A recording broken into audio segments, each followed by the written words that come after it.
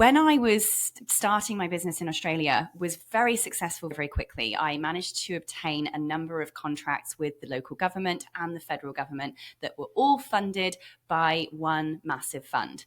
And I was running an extremely successful training company, and I had massive, huge mining corporations, oil and gas companies, huge ASX-listed companies that were my customers. And I'm sitting there thinking, woohoo, go me, like everything's great. Some of these clients were paying me $40,000 a month retainers, right, for the services we were providing. It was insane. I had a nice new car on the driveway. We bought a property. Everything's cool. And I'm thinking, life's sweet. I shit you not. One Tuesday morning, only 19 months into what was supposed to be a 7-year contract, I believe, literally the government who was running this fund that funded all these major corporates that were then using that fund to pay me, pulled the fund overnight, completely unexpectedly. And in one single Tuesday morning, I think this was early 2014, I lost 21 employees and $2.7 million and my entire business. In a Tuesday morning, I went from a multimillionaire to over 7 figures in debt in a day. Right now, could I have predicted that? No.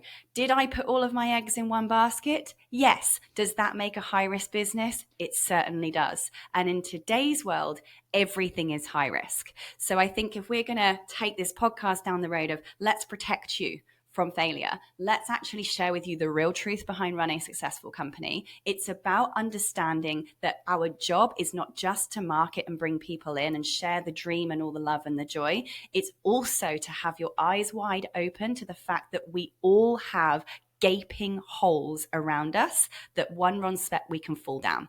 Some of those things are our own doing. Some of those things we cannot predict or prepare for, but we must have risk litigation in place to plan and prepare for. If this was to happen, how would we overcome that? If I did lose my Stripe account, what would be our second option?